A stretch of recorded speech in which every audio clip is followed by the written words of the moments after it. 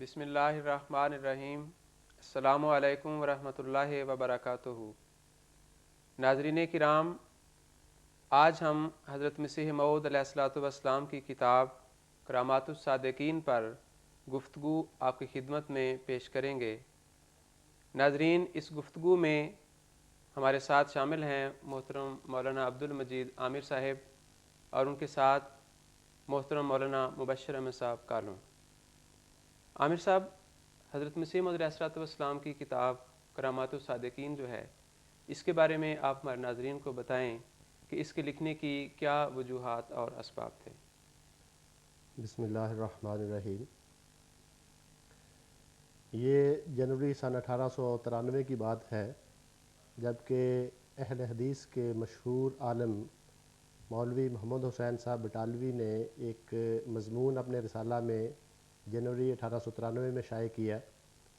اور اس میں انہوں نے اس بات کو بطور خاص بیان کیا کہ حضرت مسیح موعود علیہ الصلوۃ والسلام کے تعلق میں کہ آپ عربی زبان کے علوم اور معارف سے کلیتاً بے خبر اور لا علم ہیں، اور انہوں نے یہ بھی لکھا کہ اسی طرح سے آپ قرآنی علوم و معارف سے بھی بالکل بے بہرہ ہیں۔ ان ہر دو لحاظ سے آپ گویا بے خبر اور لا علم ہیں، اور اس کے ساتھ ہی انہوں نے اپنے علمی تفوق اور اپنی علمی برتری لغت عربی کے لحاظ سے بھی اور قرآنی علوم کے لحاظ سے بھی انہوں نے ذکر کیا کہ میں اس میں ید طولہ رکھتا ہوں۔ تو چنانچہ جب یہ مضمون ان کے رسالہ میں شائع ہوا، حضور سیدنا مسیح موعود علیہ الصلوۃ والسلام کے علم میں آیا، تو حضور نے 30 مارچ 1893 کو ان کے مضمون کا جواب جو ہے وہ قلم بند فرمایا۔ اس میں آپ نے یہ تحریر فرمایا کہ اگر آپ اپنی علمی برتری پر نازاں ہیں، عربی زبان کی برتری کے لحاظ سے بھی اور علوم قرآنیہ کے لحاظ سے بھی، تو ان ہر دو میدانوں میں آپ میرے ساتھ مقابلہ کر لیں، اور اس طرح سے عوام الناس کو سچ اور جھوٹ کے جانچنے کا ایک موقع جو ہے وہ دستیاب ہو جائے گا۔ چنانچہ آپ نے یہ مضمون جو تھا وہ لکھ کے شائع فرما دیا، اور اس مقابلے کے لیے آپ نے تجویز یہ پیش فرمائی اسی مضمون میں کہ یہ مقابلہ یوں ہو سکتا ہے کہ کسی ایک مجلس میں قرآن کریم کی کوئی ایک صورت قرآن اندازی کے لیے کے ساتھ انتخاب کر لی جائے، پھر اس کی آپ بھی اور میں بھی فصیح و بلیغ اور مسجع مکفّع عربی عبارت میں تفسیر لکھیں، اور اس تفسیر کے بعد پھر 100 اشعار پر مشتمل ایک قصیدہ سیدنا رسول اللہ صلی اللہ علیہ وسلم کی شان اور عظمت کے بیان میں درج ہو۔ اور حضور نے فرمایا کہ اس میں جو مضامین بیان ہوں تفسیر میں، وہ ایسے نئے اور جدید معارف اور حقائق ہوں جو پہلے کبھی کسی نے بیان نہ کیے ہوں۔ یعنی مراد یہ تھی کہ یہ نہیں کہ ادھر ادھر سے نقل کر کے ایک چیز پیش کر دی جائے، بلکہ اپنے ذاتی علم کی بنا پر اور مؤید من اللہ ہونے کا ثبوت فراہم کرنے کے لیے اپنی ذاتی علم کی بنیاد پہ یہ تفسیر لکھی جائے فصیح و بلیغ عربی زبان میں۔ اور اس بات پہ حضور نے بطور خاص زور دیا کہ جدید معارف اور حقائق بیان ہوں، پرانی باتوں کو دہرانے کا کوئی فائدہ نہیں ہے۔ چنانچہ جب یہ حضور نے اشتہار شائع فرمایا 30 مارچ 1893 کو، جیسا کہ میں نے عرض کیا ہے، تو اس میں حضور نے یہ بھی فرمایا کہ مولوی صاحب کو میری طرف سے اجازت ہے کہ وہ اپنے ساتھ جس قسم کے علماء کو چاہیں ساتھ ملا لیں، جس سے چاہیں مدد حاصل کریں، اور یہ تفسیر جو ہے میرے مقابل پہ لکھیں اور قصائد بھی لکھیں۔ اب ظاہر ہے کہ جب یہ حضور کا اشتہار شائع ہوا تو مولوی صاحب نے مقابلہ پہ آنا تو مناسب نہ سمجھا، قرین مصلحت نہ سمجھا، بلکہ ہیلوں بہانوں سے اس مقابلے سے فرار ہونے کی راہ جو ہے وہ تلاش کرنے لگے، اور اس قسم کی گویا ناقابل عمل قسم کی شرائط انہوں نے لگائیں اس مقابلے کے لیے، کہ جس سے یہ واضح ہوتا تھا کہ وہ اپنے لیے فرار کی راہ ہموار کرنا چاہ رہے ہیں۔ مثلا انہوں نے یہ کہا کہ اس مقابلہ میں آنے سے پہلے ہم آپ کی کتاب جو حضرت مسیح موعود علیہ الصلوۃ والسلام قبل ازیں شائع کر چکے تھے، آئینہ کمالات اسلام کے نام سے، اور اس کا ایک حصہ حضور عربی زبان میں قبل ازیں التبلیغ کے نام سے شائع فرما چکے تھے۔ تو مولوی صاحب نے کہا کہ پہلے ہم اس میں جو آپ نے عربی تحریر فرمائی ہے اس کی جو عربی زبان کی غلطیاں ہیں وہ ہم ثابت کریں گے، اس کے بعد پھر آپ کے رسالہ توضیح مرام اور آئینہ اور فتح اسلام کے اندر جو آپ نے کفریہ اور کفر و الحاد پر مشتمل کلمات درج کیے ہیں ان کو سامنے لائیں گے، اور اس کے بعد پھر ہم آپ سے یہ پوچھیں گے کہ وہ 85 سوال مرزا احمد بیگ ہوشیار پوری کی وفات کے متعلق جو تھے ان کا کیا جواب ہے، اور انہوں نے کہا کہ پھر ان جوابات کا ہم جواب الجواب کا جواب طلب کریں گے، اور یہ جواب الجواب کا سلسلہ چلتا چلا جائے گا، اور جب تک یہ سلسلہ سارا مکمل نہیں ہوگا ہم مقابلے کے لیے نہیں آئیں گے۔ بلکہ انہوں نے یہ بھی کہا کہ ہم پھر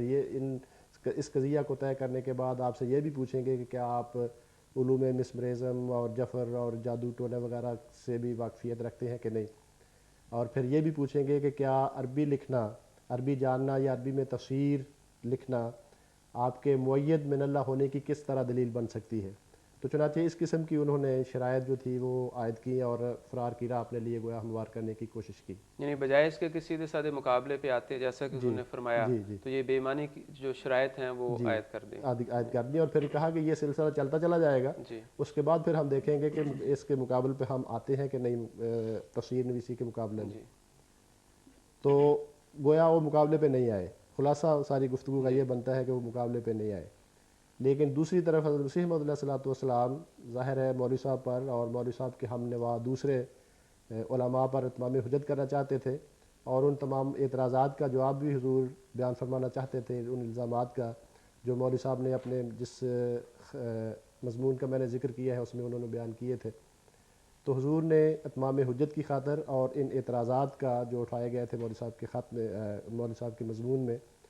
ان کا جواب دینے کے لیے یہ رسالہ کرامات الصادقین فصیح و بلیغ عربی زبان میں سورہ فاتحہ کی تفسیر پہ مشتمل تھا، وہ شائع فرمایا۔ جزاکم اللہ احسن الجزا۔ اس میں عامر صاحب یہ جو رسالہ لکھا حضرت مسیح علیہ السلام میں، اس میں حضور نے 1000 روپے کا انعام بھی رکھا تھا، اس کی کیا تفصیلات ہیں؟ جی، وہ جب حضور نے یہ تصنیف فرما لیا رسالہ تو اس کے لیے پھر حضور نے فرمایا کہ میں نے تو تصنیف کر دی ہے اپنی طرف سے،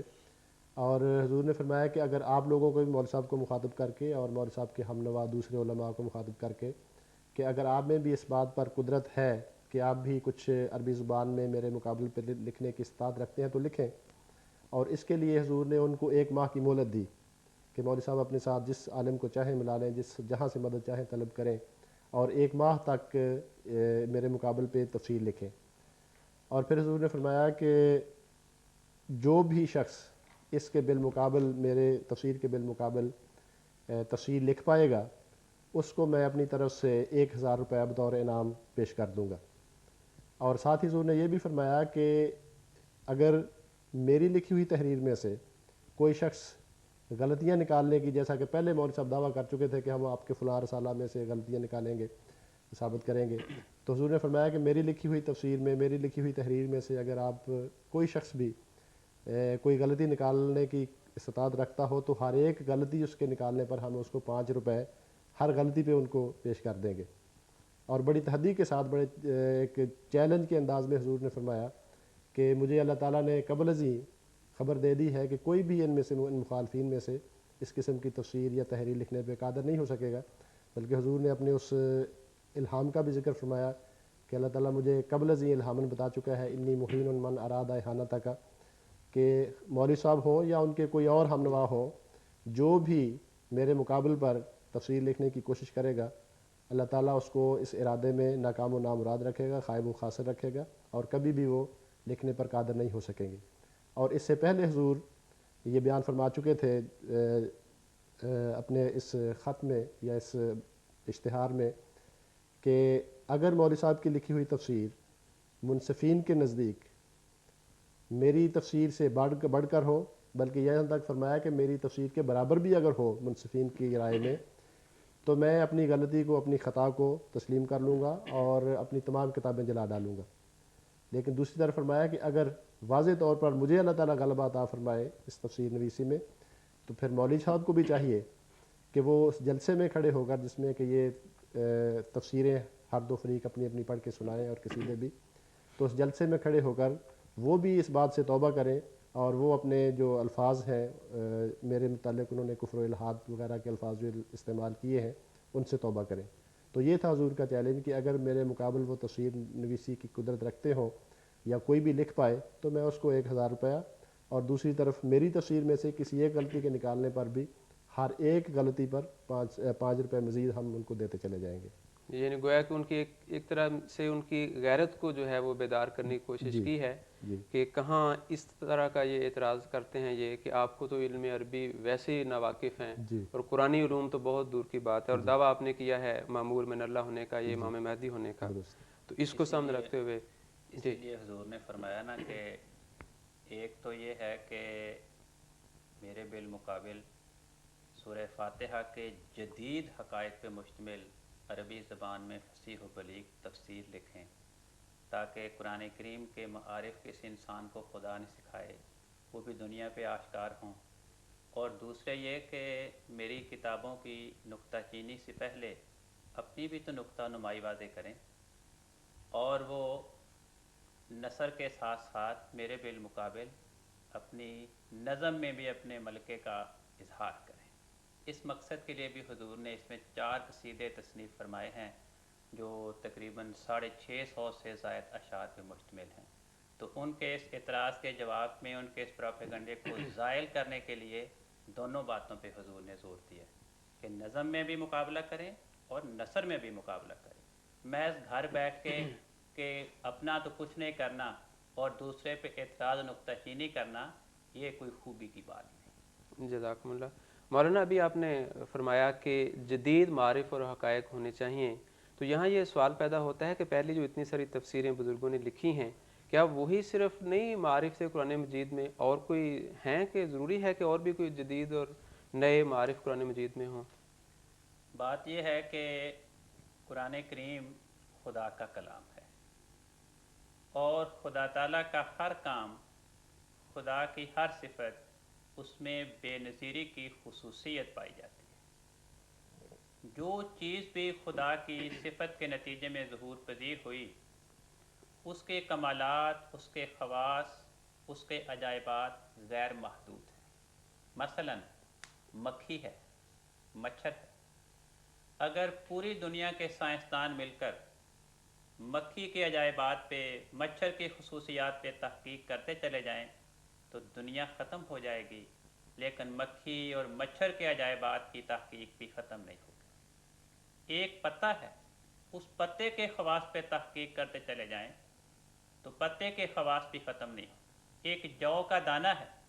اس کے خواص پہ تحقیق کرتے چلے جائیں تو خواص کی حد نہیں ہوگی۔ تو حضور فرماتے ہیں کہ کیا وہ قرآن کریم جو خدا کا کلام ہے، خدا کی صفت کلام کا مظہر ہے اور مظہر اتم ہے، کیا وہی ایسا ہو سکتا ہے کہ وہ اپنے اندر بے نظیری نہ رکھتا؟ فرمایا یہ قرآن کریم کی شان کے خلاف بات ہے ایسی کہنا، قرآن کریم کے ادب کے ساتھ یہ مطابقت نہیں رکھتی، کیونکہ قرآن کریم تو خود اپنے مخالفین کو مخاطب کر کے فرماتا ہے اگر دنیا کے تمام جن و انس مل کے اس قرآن کی خوبیوں کی ہم پلہ کلام بنانے کی کوشش کریں تو فرمایا لا یاتون بمثلہ، وہ قرآن کے ہم پلہ کتاب بنا ہی نہیں سکتے۔ قرآن کریم کی خصوصیات اور قرآن کریم کی خوبیاں رکھنے والا کلام وہ تیار نہیں کر سکتے۔ تو جس کلام کی بے نظیری کے بارے میں خود قرآن کریم اس قدر تحدی کے ساتھ بیان کرے، اس کلام کے بارے میں ہم یہ تصور قائم کر کے بیٹھ جائیں کہ فلاں مولوی نے یا فلاں مفسر نے قرآن کریم کے اندر جتنے بھی مضامین تھے، جو بھی دقائق موجود تھے، سارے کے سارے بیان کر دیے، اور وہ فلاں کتاب میں جمع ہے اور ہم نے پڑھ لے، ہم اس پہ حاوی ہو گئے، تو گویا ہم اس بات کا اقرار کرنے والے ہوں گے کہ مکھی کے عجائبات تو لا انتہا ہیں، مچھر کے عجائبات تو لا انتہا ہیں، ایک جو کے دانے کے عجائبات تو بے انتہا ہیں، مگر قرآن کریم جو خدا کا کلام ہے، اس کے عجائبات، اس کے دقائق وہ چند محدود اوراق میں جمع ہوگا۔ تو یہ بات قرآن کریم کی شان کے خلاف۔ حضور نے فرمایا کہ یہ جو علماء کہتے ہیں مفسرین کہ قرآن کریم صرف اپنی بلاغت کے اعتبار سے بے نظیر ہے، فرمایا یہ ان کی غلطی ہے، ایسی بات نہیں ہے۔ قرآن کریم نے اپنی جتنی بھی خوبیاں اور خصوصیات بیان کی ہیں، اپنی جتنی بھی صفات بیان کی ہیں، قرآن کریم تمام خوبیاں ملا کر نہیں، بلکہ تنہا ایک ایک خوبی میں ایک ایک خصوصیت کے اعتبار سے بے نظیری کی شان اپنے اندر رکھتا ہے۔ فرمایا اس لیے تمام خوبیوں میں قرآن کریم بے نظیری کا دعویٰ کرتا ہے، تو اسی اعتبار سے معارف و حقائق ان کی بھی انتہا نہیں ہو سکتی۔ قرآن کریم کے عجائبات وہ لا انتہا ہیں، وہ کبھی ختم نہیں ہوں گے۔ چنانچہ حضور فرماتے ہیں کہ قرآن کریم نے ایک مقام پہ فرمایا کہ اے محمد مصطفیٰ صلی اللہ علیہ وسلم تو اعلان کر کہ اگر یہ سمندر یہ سیاہی بن جائے اور خدا تعالیٰ کے کلمات کو لکھنا شروع کر دے تو سمندر ختم ہو جائے گا، خدا کے کلمات ختم نہیں ہوں گے۔ حضور نے فرمایا کہ اس آیت میں خدا تعالیٰ کی مخلوقات کو مجازی طور پر کلمات ربی قرار دیے گئے، کیونکہ ہر چیز، ہر مخلوق خدا کے کلمے کن فیکون کے نتیجے میں تخلیق پذیر ہوئی۔ تو اس آیت میں بتایا کہ تمام مخلوقات جو کلمات ربی ہے وہ اپنے خواص کے اعتبار سے بھی اس شان کی حامل ہے کہ سمندر کا پانی ختم ہو جائے گا جو سیاہی کے طور پہ استعمال ہو، لیکن وہ کلمات، وہ خواص، ان کے عجائبات، ان پہ اختتام نہیں ہو سکتا۔ تو سب سے بڑھ کر جو مخلوق ہے خدا کی، وہ خدا کے کلام کا ظہور قرآن کریم کی شکل میں ہوا، یہ بھی اپنے اندر یہی شان جلوہ گر رکھتے ہیں۔ جزاکم اللہ۔ مولانا یہاں ایک چھوٹی سی ایک اور بات ذہن میں کھٹکتی ہے کہ یہاں یہ سوال پیدا ہو سکتا ہے کہ پہلے جو بزرگ تھے وہ پھر گویا ان خواص سے، عجائبات سے محروم ہو گئے، تو کیوں انہیں محروم رکھا گیا؟ آیا ان کی کسی گناہ کی وجہ سے یا کیوں ایسا ہوا ہے؟ بات یہ ہے کہ ہر زمانے میں خدا تعالیٰ اس زمانے کی ضرورت کے مطابق عجائبات کا اظہار کرتا ہے۔ آج کے دور میں دیکھیں، آج کے دور میں خدا تعالیٰ نے معیشت کی سہولت کے اعتبار سے، ہمارے دنیاوی وسائل اور اسباب کے لحاظ سے، خدا تعالیٰ کی نعما اور نعمتوں کے اعتبار سے آج جو خدا تعالیٰ نے ہمیں عطا کیا ہے یہ پہلے زمانے کے لوگوں کو نصیب نہیں ہوا تھا۔ تو جو چیز پہلے زمانے میں نصیب نہیں ہوئی اس کے بارے میں ہم ہرگز یہ نہیں کہہ سکتے وہ آئندہ بھی نصیب نہیں ہوگی۔ اصل بات یہ ہے کہ وہ قرآن کریم کی تعلیم جس پہ ایمان کا مدار ہے، جس پہ نجات کی بنیاد ہے، وہ ایسے مسائل ہیں کہ ہر زمانے میں برابر طور پہ شائع ہوتے رہے اور شائع ہوتے رہیں گے۔ وہ ہر زمانے کے افراد کو خدا تعالیٰ ان کی اطلاع دیتا رہا، ان کی تفہیم کرتا رہا، لیکن معارف اور حقائق ان کی یہ مدار ایمان نہیں ہے، یہ تو زیادت عرفان کا نشان ہے۔ تو ہر زمانے کے حالات کے اعتبار سے خدا تعالیٰ جن معارف اور حقائق کے بارے میں خدا نے مناسب سمجھا کہ پہلے زمانے کے لوگوں کو اس کی اطلاع دی جائے، ان معارف کا ان پہ انکشاف ہوتا رہا۔ اس زمانے میں خدا نے جن اسرار قرآنی کے بارے میں سمجھا کہ اس زمانے کے افراد پہ ان کا انکشاف ہو، اس زمانے کے افراد پہ ان کا انکشاف ہوا۔ تو یہ خدا تعالیٰ کی سنت اور حکمت کے عین مطابق۔ جزاکم اللہ۔ ابھی کچھ اور گفتگو ہم انشاءاللہ تعالیٰ تھوڑی دیر بات کریں گے۔ ناظرین کرام، آپ نے یہ سماعت فرمایا کہ حضرت مسیح موعود علیہ الصلوۃ والسلام نے اپنی اس کتاب میں 650 سے زائد اشعار پر مشتمل 4 قصائد جو ہیں وہ بھی رقم فرمائے تھے۔ ان عربی قصائد میں آپ نے عیسائی عقائد کا رد جو ہے اس کا ذکر فرمایا ہے، اور اس کے علاوہ اللہ تعالیٰ کی بے شمار نعمتوں کا آپ نے ذکر کیا ہے جو آپ کے شامل حال تھیں، اور ان اشعار کا ایک بڑا حصہ آپ نے حضرت صلی اللہ علیہ وسلم کی شان میں رقم فرمایا ہے۔ تو آئیے ان قصائد میں سے ایک قصیدے کے کچھ اشعار آپ بھی سماعت فرمائیں۔ یا قلبی اذکر احمد این الہدا مفنی العدا برًا کریما محسنا بحر العطایا والجدا برًا کریما محسنا بحر العطایا والجدا یا قلبی یا قلبی یا قلبی اذکر احمدا یا قلبی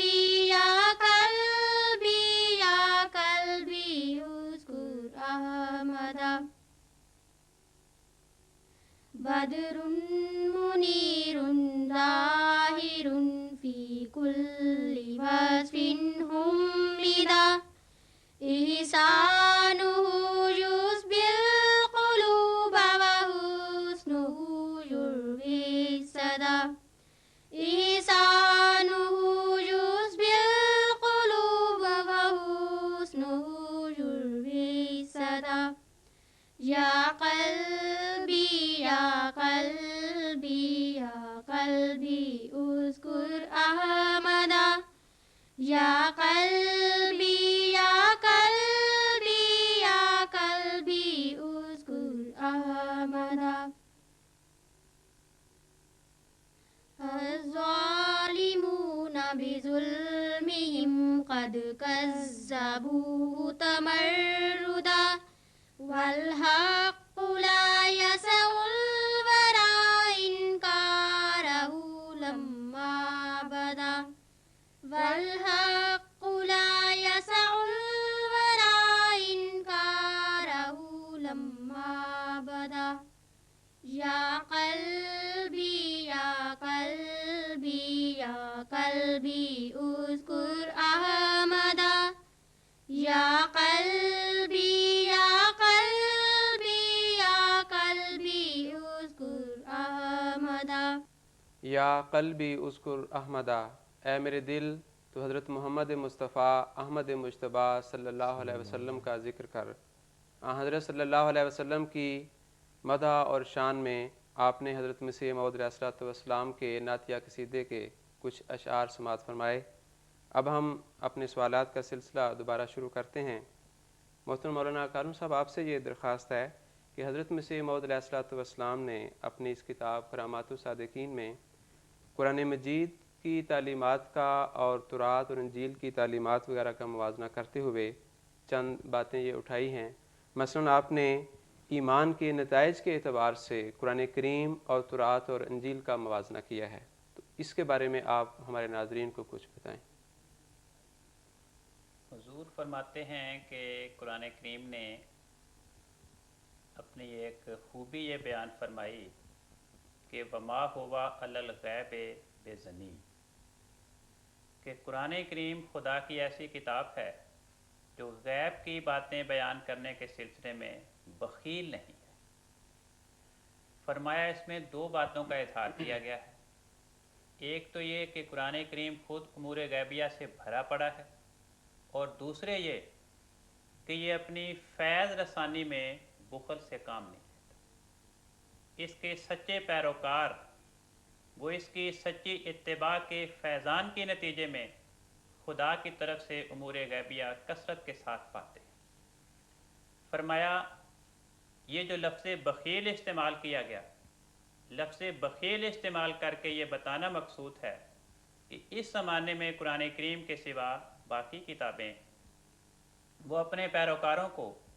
غیب کی باتیں خدا کی جانب سے عطا کرنے کے سلسلے میں اپنی فیض رسانی کے اعتبار سے وہ بخیل کا حکم رکھتی ہیں۔ حضور نے بطور مثال پیش فرمایا کہ مثلاً تورات اور انجیل، ان کی تو حالت بڑی پتلی ہے کہ اب کوئی بھی انسان تورات اور انجیل کی پیروی کر کے خدا کے نور سے حصہ نہیں پا سکتا۔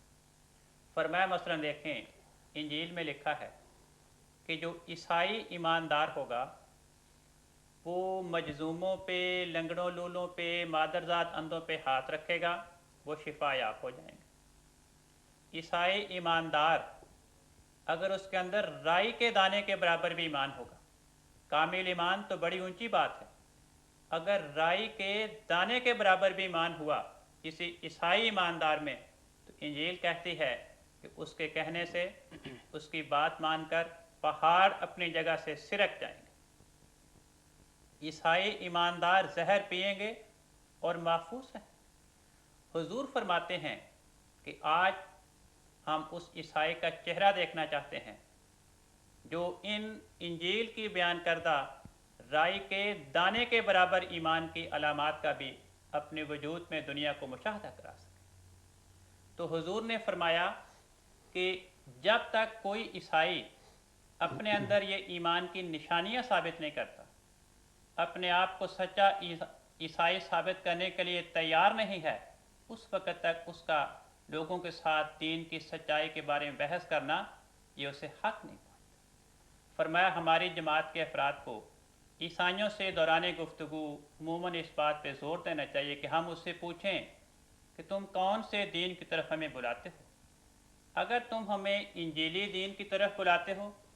تو پھر انجیلی دین نے جو اپنے ایمانداروں کی نشانیاں بیان کی وہ نشانیاں اپنے وجود میں ہمیں دکھاؤ، اپنا ایماندار ہونا تو ثابت کرو، اپنا سچا عیسائی ہونا تو ثابت کرو۔ جب آپ خود ہی سچے عیسائی نہیں ہیں، جب انجیل کے بقول آپ خود ہی پکے بے ایمان ہے، آپ ہمیں کس بات کی دعوت دیتے ہیں؟ تو حضور فرماتے ہیں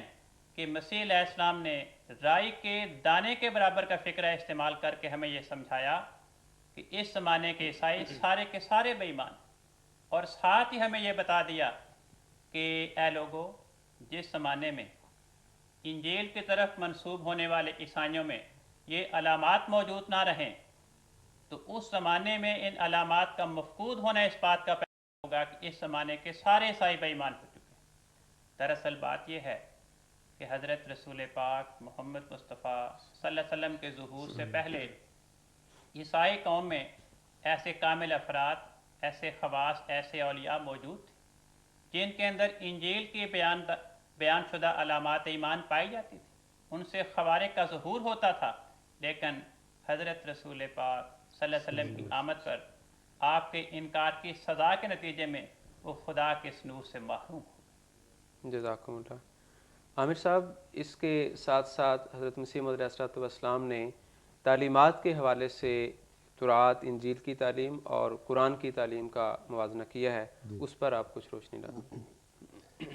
حضرت مسیح موعود علیہ السلام نے اس رسالہ کرامات الصادقین میں قرآن کریم کے اوصاف کے تذکرے کے طور پر بعض آیات قرآنیہ درج فرمائی ہیں۔ ان میں سے ایک آیت میں اللہ تعالیٰ فرماتا ہے کتاباً متشابہہ، کہ قرآن کریم کی ایک شان کتاب متشابہ ہونے کی بھی ہے، یعنی یہ کہ قرآن کریم کی تعلیمات نہ تو باہم ایک دوسرے سے اختلاف رکھتی ہیں اور نہ ہی قانون قدرت کے خلاف یا انسانی فطرت کے خلاف ہیں، بلکہ انسانی فطرت کے تمام تر تقاضوں کے اور قانون قدرت کے تمام تر تقاضوں کے ساتھ عین مطابقت رکھتی ہیں، جبکہ یہ صفت نہ تورات کی تعلیمات میں موجود ہے اور نہ انجیل کی تعلیمات میں۔ مثال کے طور پر اگر ہم تورات کی تعلیمات کو لیں تو وہاں پر ہم مشاہدہ کرتے ہیں کہ اس میں حد سے زیادہ سختی اور انتقام کی طرف رغبت دلائی گئی ہے، اور اس بارے میں دوست یا دشمن یا مطیع اور نافرمان کی کوئی تمیز نہیں کی گئی، بلکہ ہر دو کے لیے ایک ہی جیسے احکام ہیں، ہر دو پر ایک ہی احکام جو ہے وہ لاگو ہوتے ہیں، جس سے معلوم یہ ہوتا ہے، حضرت مسیح علیہ السلام فرماتے ہیں کہ اس سے معلوم یہ ہوتا ہے کہ کسی خاص زمانے کے حالات کی وجہ سے، کسی خاص قوم کے حالات کی وجہ سے، کہ خاص قسم کے کچھ ایسے حالات لگتا ہے کہ پیدا ہوئے ہیں جن کی وجہ سے یہ مجبوری گویا پیش آ گئی کہ اس قسم کے سخت اور تند و تیز احکام جو ہے وہ دیے جائیں۔ اب ظاہر ہے کہ سیدھے سادے قانون قدرت کے مطابق جو قوانین اور اصول ہوں اور جو احکام ہوں، وہ ان خاص حالات کی مجبوری کی وجہ سے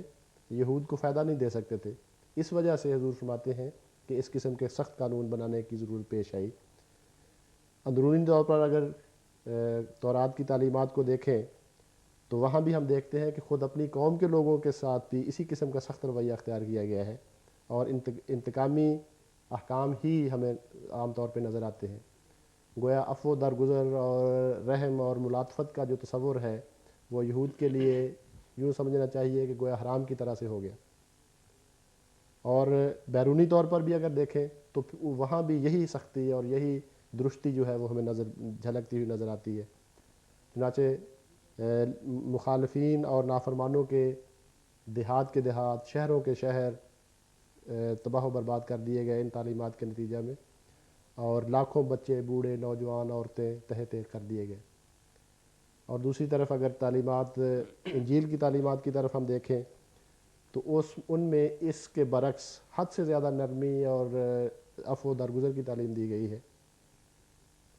یعنی اس ایک حد گال تک پر اگر کوئی تھپڑ مارے تو جی دوسری گال جی بھی اس کے یہی آگے اسی کر طرف دیں۔ میں آ رہا تھا کہ اس جی حد تک کہ اگر کوئی ایک گال پہ تھپڑ مارتا ہے تو انتقام نہیں لینا بلکہ دوسرا بھی اس کے آگے کر دو کہ اس پہ بھی جی، مار لو، وہ ایک دوسری انتہا کی طرف دوسری چلے۔ انتہا ہے۔ تو قرآن مجید نے اس کے جی بالمقابل جو ہے وہ قرآن کریم میں حضور فرماتے ہیں کہ اس کے بالمقابل بڑی معتدل اور متوازن تعلیم جو ہے وہ ارشاد فرمائی ہے، یعنی سختی کے وقت سختی کرنی ہے، جہاں یہ سمجھا جائے کہ سختی کے بغیر شہریوں کے پرامن شہریوں کے حقوق کی حفاظت نہیں ہوتی، تو وہاں سختی کرنے کی اور مجرموں کو سزا دینے کی تعلیم دی گئی ہے۔ اور جہاں یہ دیکھا جائے کہ اس میں کسی خاص موقع کی مناسبت کے لحاظ سے کسی مجرم کو معاف کر دینا یا کسی اور موقع پر شفقت اور درگزر کا سلوک کرنا ضروری ہے، تو وہاں حسب حالات عفو درگزر کا حکم دیا گیا ہے، یعنی اس میں توازن اور تناسب ہے، اعتدال ہے، نہ سختی اس طرف ہے نہ سختی اس طرف ہے۔ جی، جزاکم اللہ۔ آپ دونوں بزرگوں کا بہت شکریہ کہ آپ تشریف لائے اور حضور کی اس کتاب کے بارے میں ہمارے ناظرین کو کچھ بتایا۔ جزاکم اللہ احسن الجزا۔ تو ناظرین کرام، اسی کتاب کرامات الصادقین کے بارے میں کچھ گفتگو ہم انشاءاللہ تعالی اگلے پروگرام میں آپ کی خدمت میں پیش کریں گے۔ تب تک کے لیے ہمیں اجازت دیں۔ اللہ حافظ۔